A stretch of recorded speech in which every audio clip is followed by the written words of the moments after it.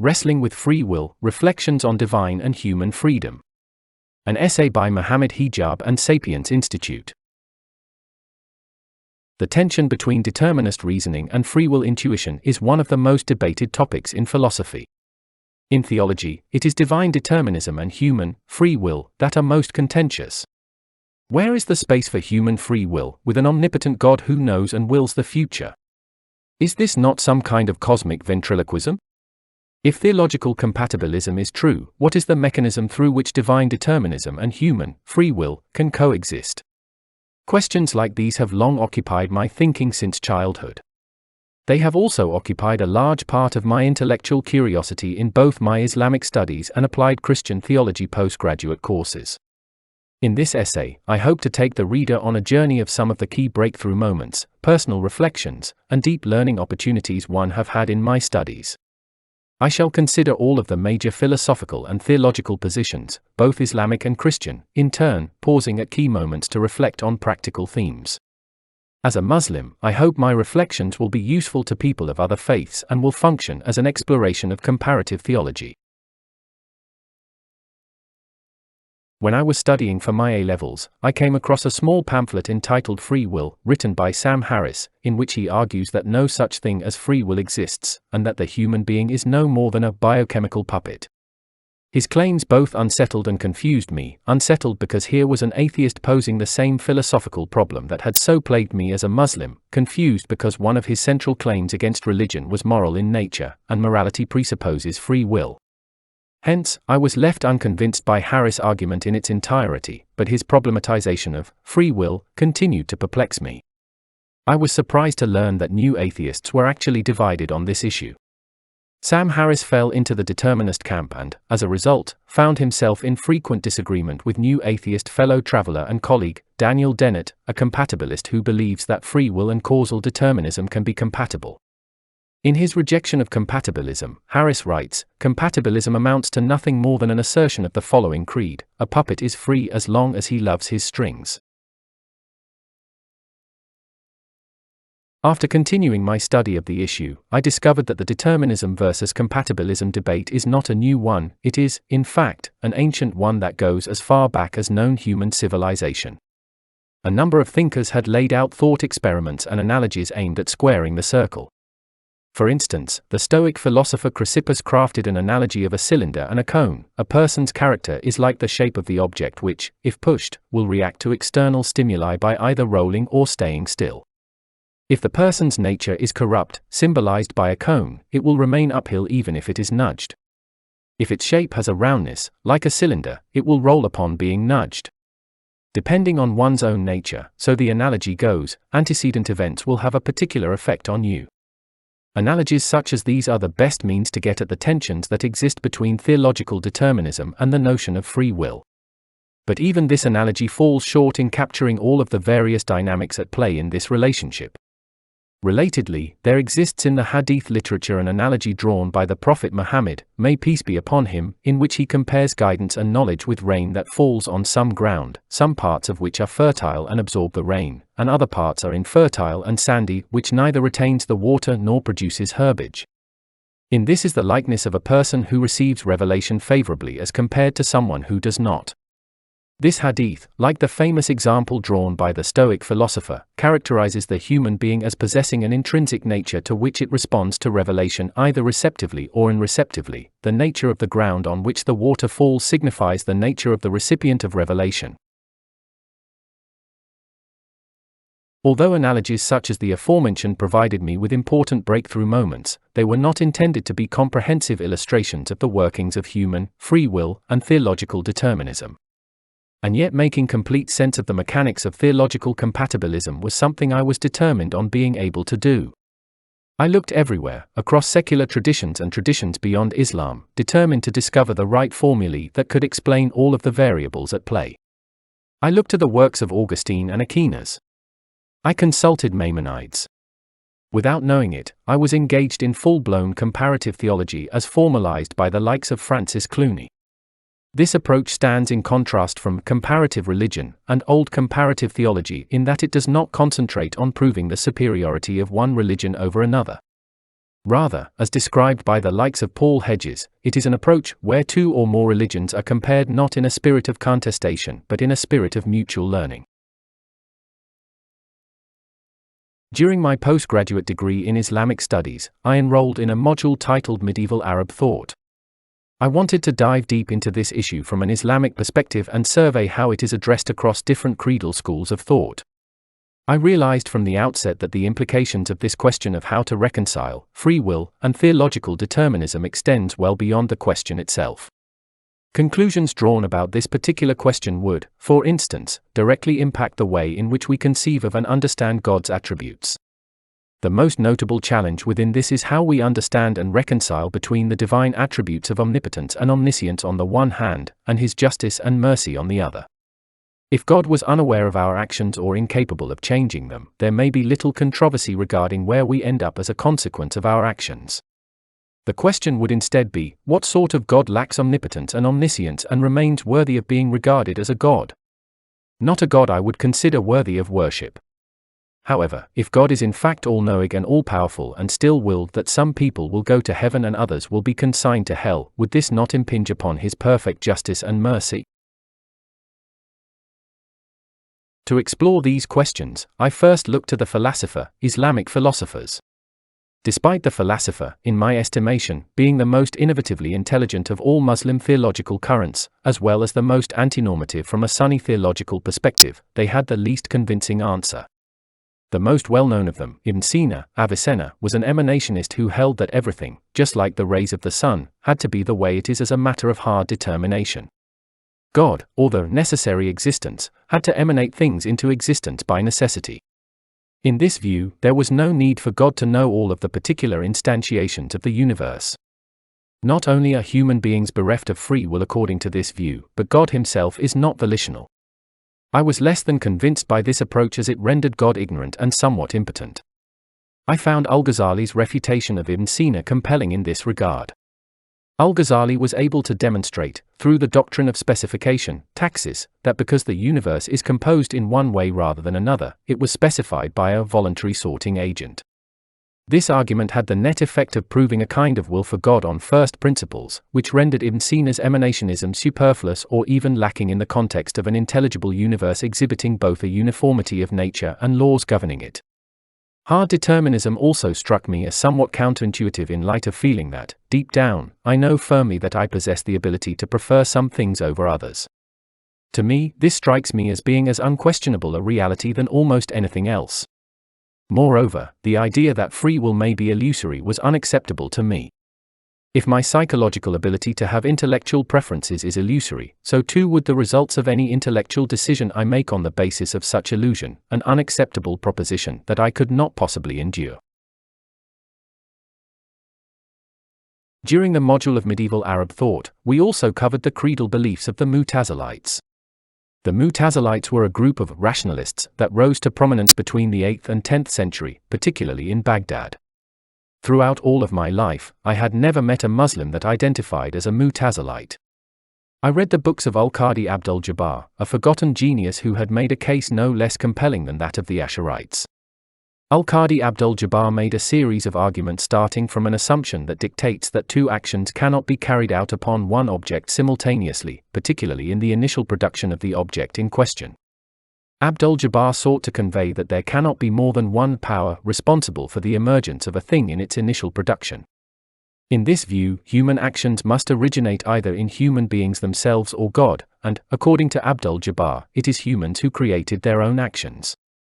It was clear from reading Abdul-Jabbar's words that he prioritized free will, understood as thoughts and acts that operate efficaciously in the real world, at the expense of God's omnipotence. Sherman Jackson summarizes this well. In short, in addition to freedom of choice, the Mu'tazilite construction of free will entailed human efficiency and secondary causation. In fact, their insistence that humans had both the ability to choose and the autonomous power to translate their choices into reality resulted in an outright affirmation that humans actually created their own actions. I was intrigued by Abdul-Jabbar, as he argued compellingly. I was surprised to learn that his arguments have been practically forsaken by Sunni Muslims despite him arguing almost as convincingly as the Ash'arites. However, Abdul-Jabbar had solved one problem by creating another. In his keenness to preserve free will of human beings from the will of God, rendering human beings independent and abolishing any possible infringement from an entity such as God, he was willing to consider human beings as being capable of creating actions from non-actions. This is a possibility flatly denied by the Quran. Allah has never had any offspring, nor is there any God besides him.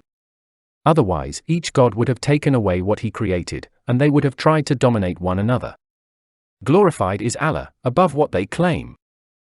Jackson summarizes the Mu'tazilite opinion, best represented through Abdul-Jabbar, in the following way. In sum, the Mu'tazilite understanding of omnipotence refused to privilege this divine characteristic over divine omnibenevolence in such a way that the latter would be emptied of substantive meaning or made contingent on divine or human subjectivity. I was not satisfied with this trade-off of God's omnipotence for human freedom, nor was it acceptable to me in light of my intellectual certainty that only a necessary being can create from nothing. Human beings are contingent and not necessary, and thus cannot create something from nothing. Most of the Muslim students in my class were Ash'arites who subscribed to concepts such as kasb, acquisition through petitioning God. In a conversation with one colleague after a class discussion, I suggested that occasionalism and hard determinism are two sides of the same coin.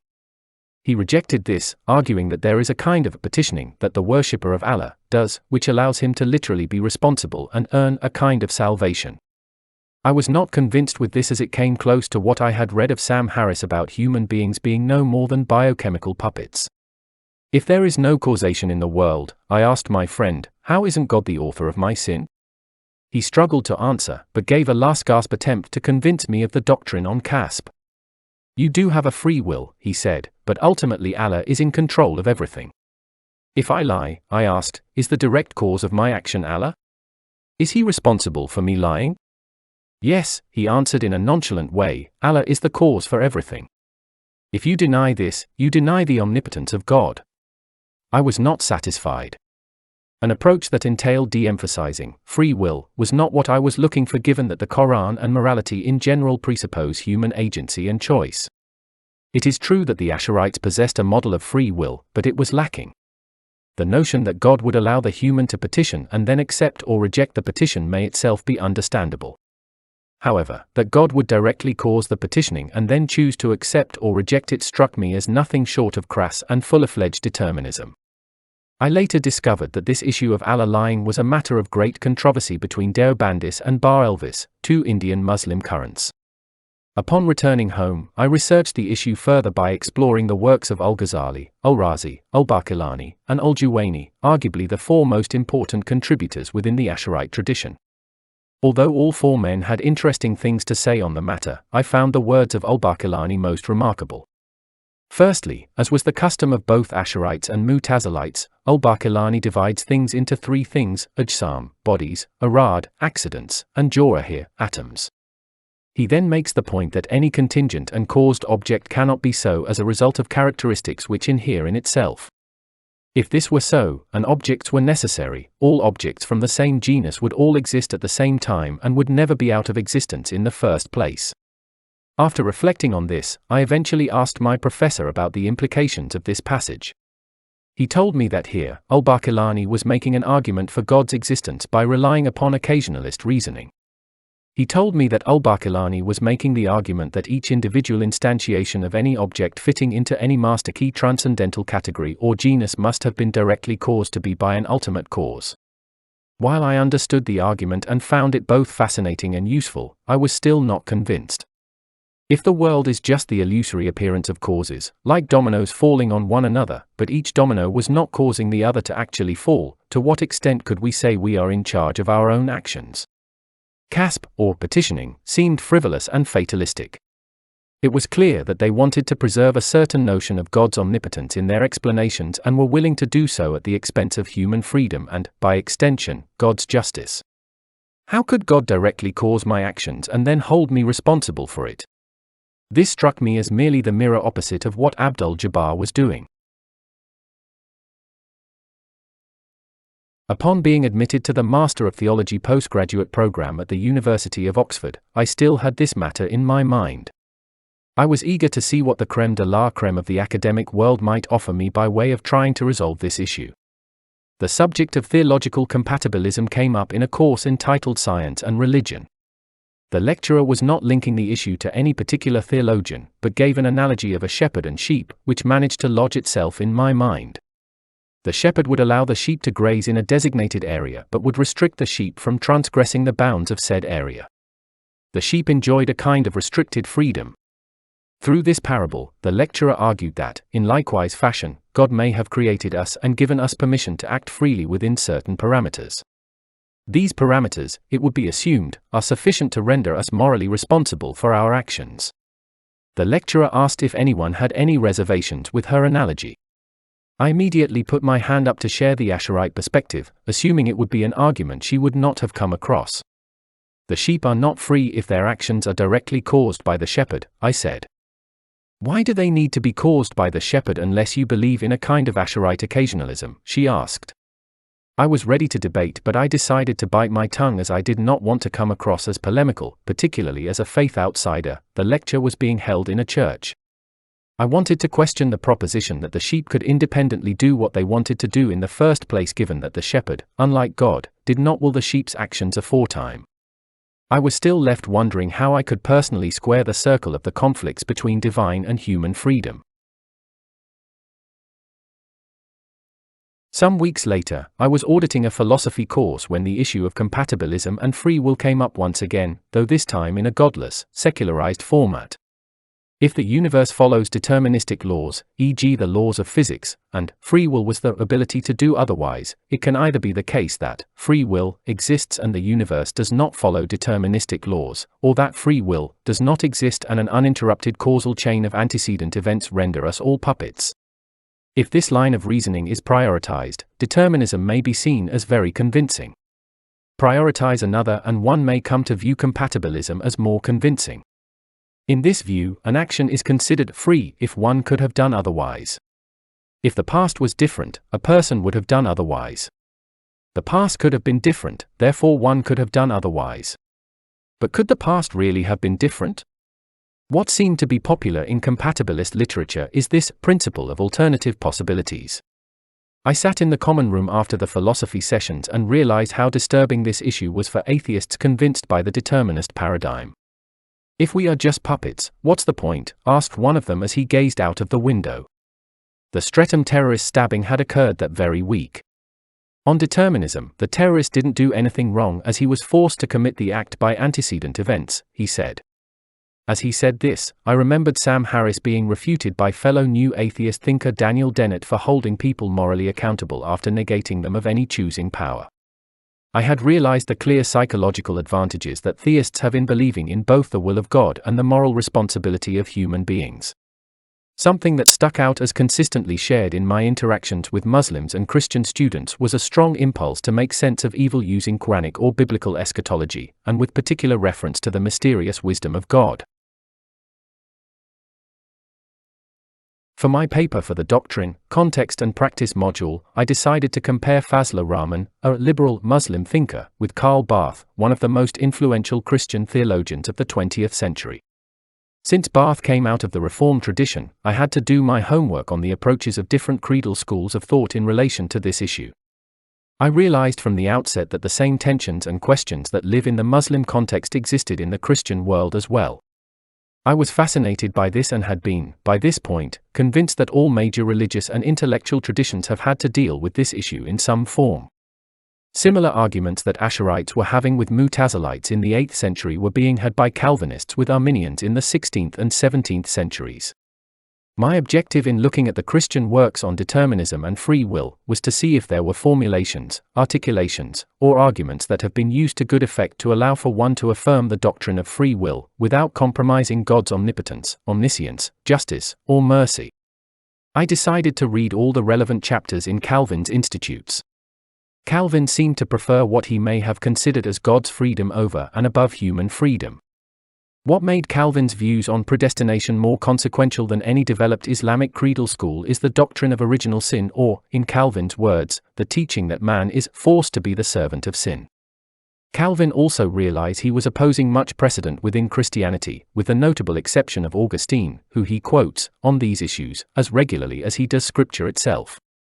In this regard, Calvin says, "Moreover, although the Greek fathers, above others, and especially Chrysostom, have exceeded due bounds in extolling the powers of the human will, yet all ancient theologians, with the exception of Augustine, are so confused, vacillating, and contradictory on this subject, that no certainty can be obtained from their writings." I was interested in how Calvin, along with others, defined free will.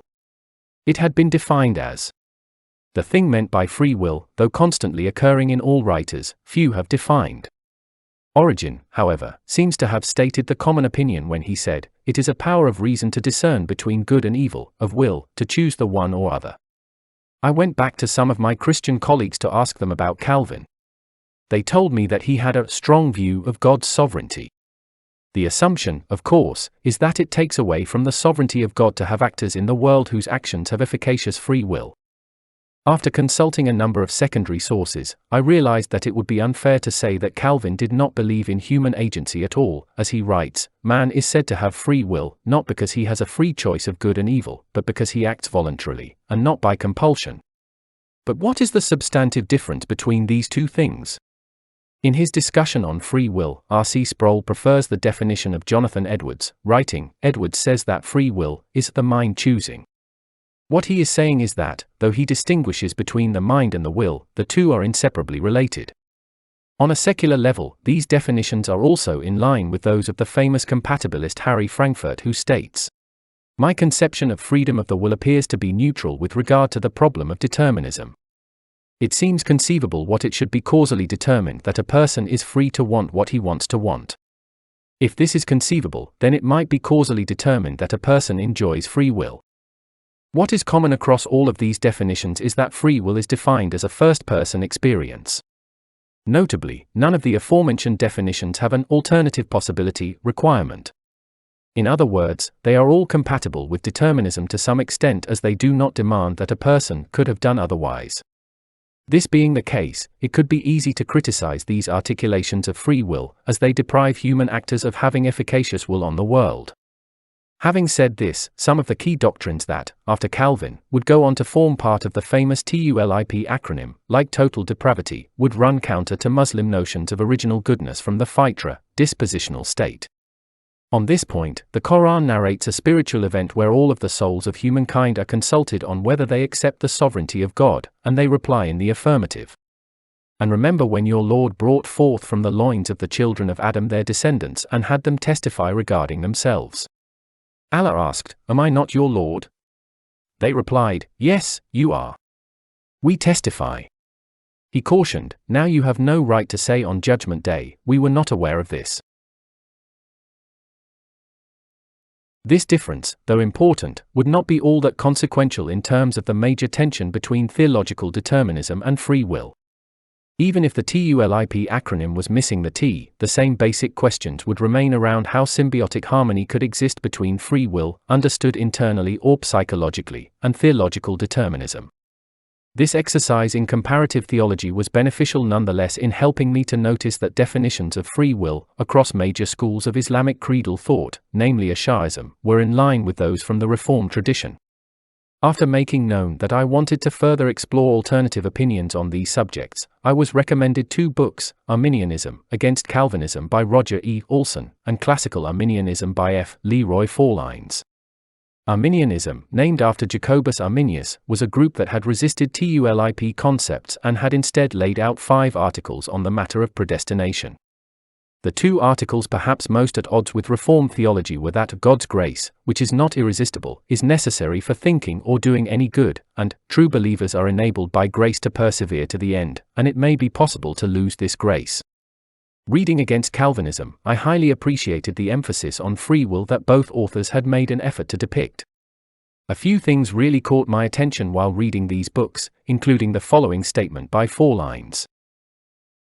A God who can grant true freedom of will and still retain his sovereign control is a much greater God than a God who must limit his approach to sovereign control to determinism. This struck me as a profound articulation of the issue and resonated with me deeply. It enabled me to develop an intellectual response stressing the theological feasibility of compatibilism, allowing me to further develop my thoughts on the concept of impossibility. The logical category of impossibility relates to something that cannot instantiate in the real world, like a squared circle. On this definition, the question, can God create a squared circle, is meaningless. Muslim thinkers of virtually all creedal schools also include those things that conflict with God's nature, e.g. God transforming into a golden calf, as also being impossible as they contradict his intrinsic and necessary attributes. The question, can God grant true freedom of will to human beings and still retain his sovereign control, in at least the definitions of free will we have mentioned by the Reform and Muslim theologians above, does not seem to fit into the categories of impossibility outlined above. Thus, the notion of theological compatibilism, from this perspective, should be seen as consistent. The main problem I faced in my encounter with Arminianism and Molinism, named after Louis Molina and popularly defended by William Lane Craig, was how both schools seemed to compromise God's power. Craig, who defends a notion of middle knowledge of God or counterfactual knowledge, notes the following. Given the truth of certain counterfactuals of creaturely freedom, it is possible that God did not have it within his power to realize a world in which all persons freely respond affirmatively to his offer of salvation. Craig, 2013 1.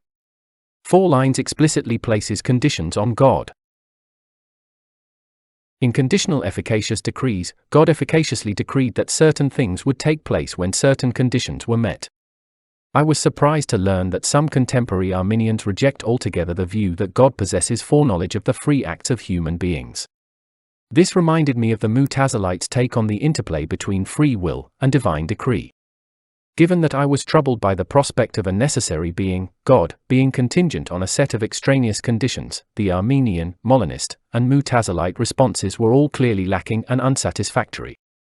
It would seem that in order to remove one impossibility from God, namely, the impossibility of granting human beings free will, they were forced to introduce another, namely, imposing external forces that condition God's actions. I was surprised, however, that I had not come across a like-for-like Islamic alternative to middle knowledge in Islamic works. Of course, the Ash'arites, Maturidites, and traditionalists affirm hypothetical knowledge of God, but I had not come across anyone as articulate the matter as Najm al-Din al-Tufi. In a completely unexpected book, A Book of Law Extrapolation, al-Tufi states, Allah knows the knowledge of all things, about what is, what was, what will be, and what would have been. So, Allah knew that had he left the creation as independent with their actions, in creating them and bringing them to be, they would have been exactly what they are now.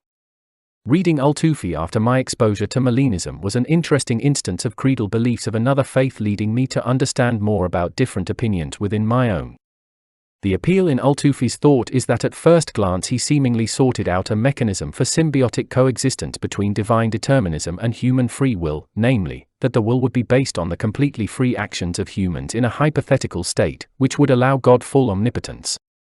2 things stuck out as real problems to this line of reasoning.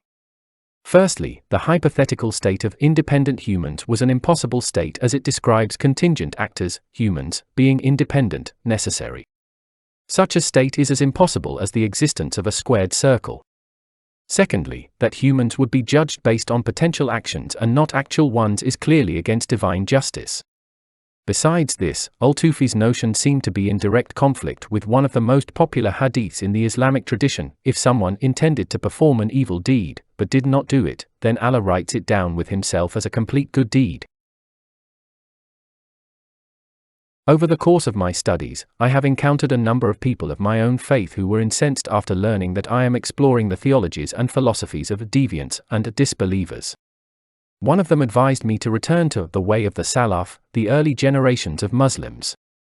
When I asked him for book recommendations, he gave me a list of small primers, all of which I had already read. I was about to thank him and walk away when he added, read Ibn al-Qayyim on the issue of Qadr in his Shifa al-Alil and Ibn Taymiyyah on this issue.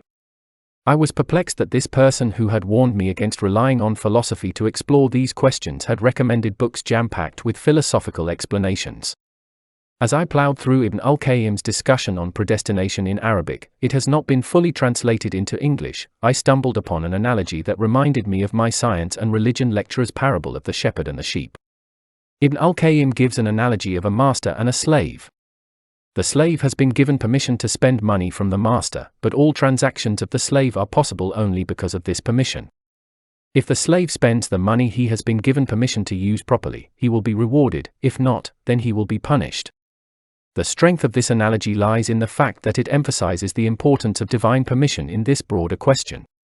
It is this permission which allows God to maintain sovereignty and omnipotence while simultaneously allowing human beings to act freely within the parameters of such permission.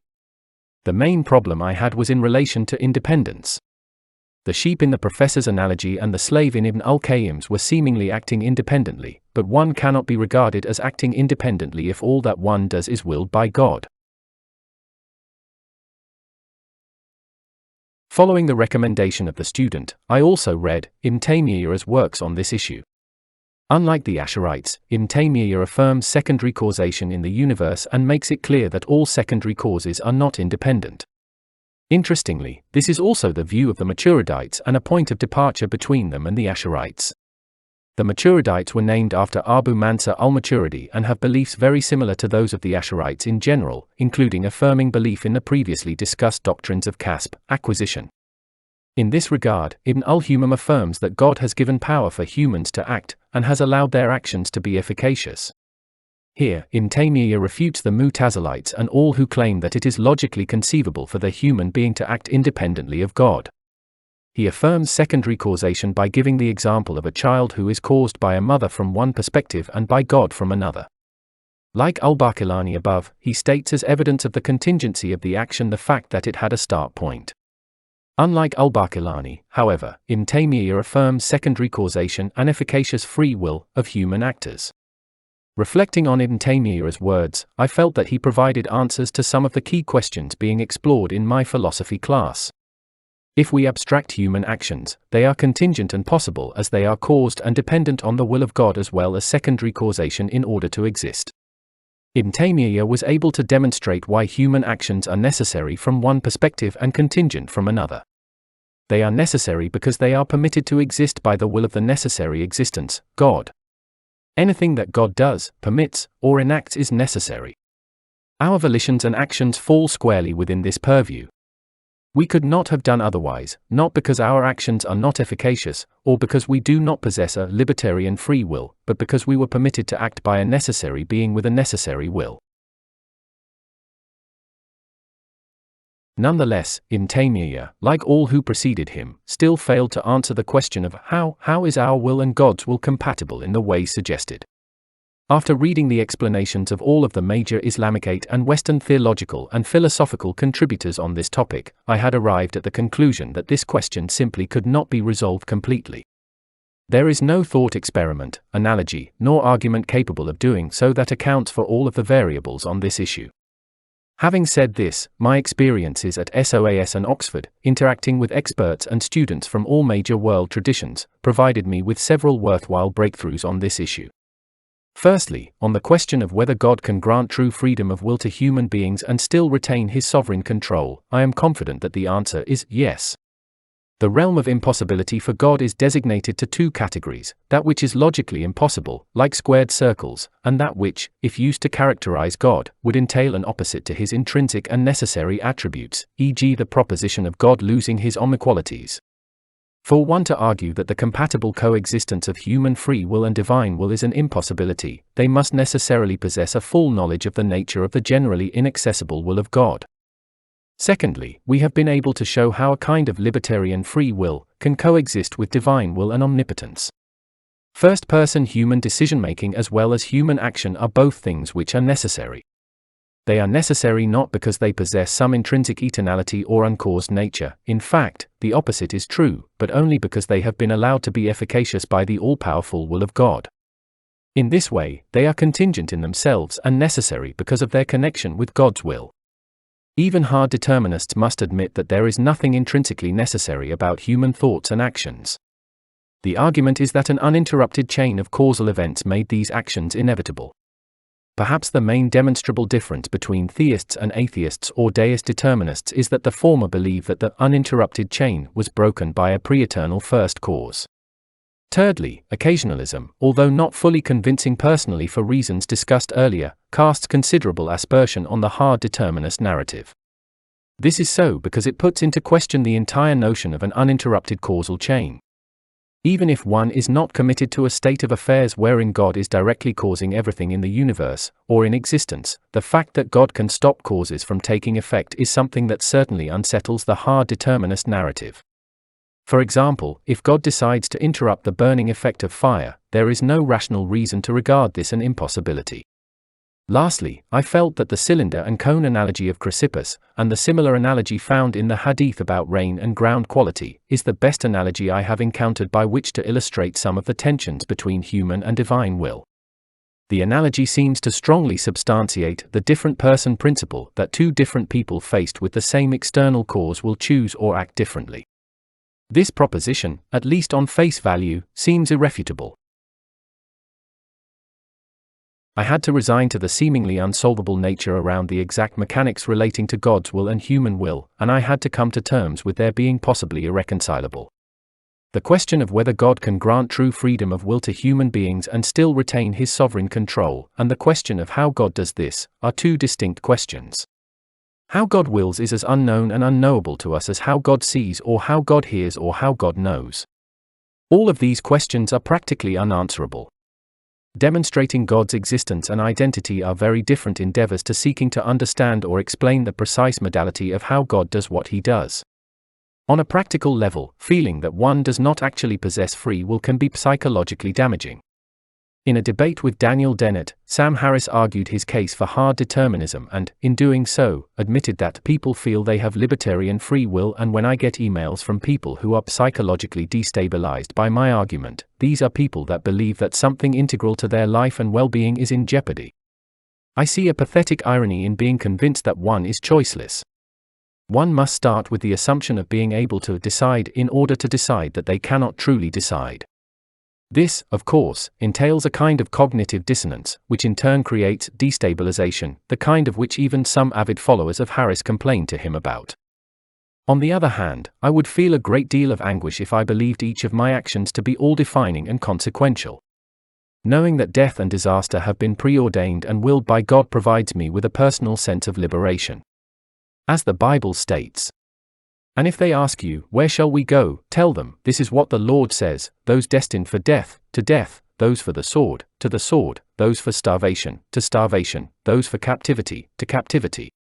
The Prophet Muhammad, may peace and blessing of Allah be upon him, is also reported to have said, "Strange are the ways of a believer, for there is good in every affair of his, and this is not the case with anyone else except in the case of a believer. If he has an occasion to feel delight, he thanks God, and thus there is a good for him in it. If he gets into trouble and shows resignation, and endures it patiently, there is a good for him in it." Believing in both free will and theological determinism allows me to feel a profound sense of protection and internal stability in the face of life's hardships and traumas. Reminding oneself of the perfect wisdom of God in decreeing anything and everything that transpires has been the best antidote to hopelessness and depression personally. Knowing that life is a test and that bad things can sometimes ultimately be good for me has allowed me to make sense of pain. After all, without pain, would I truly appreciate pleasure? On this point, Ibn al-Qayyim states that the creation of opposites is in order to manifest his dazzling wisdom, his vanquishing power, accomplished will and perfect and complete sovereignty. In an age of cancer and coronavirus, there are many things that are beyond our control. A robust theory of theological determinism makes sense of otherwise seemingly senseless events of needless human suffering. According to a worldview characterized by atheistic materialism, there is no objective reason why evil or suffering happens. Everything is merely a series of arrangements and rearrangements of physical atoms. I am ultimately no more significant than a slab of meat in a butcher shop. My physical annihilation in a car accident or a plane crash is no more objectively significant than the destruction of a snowman. The atheist philosopher Alex Rosenberg admits this candidly, stating that purpose and its parent aboutness are illusions created by introspection.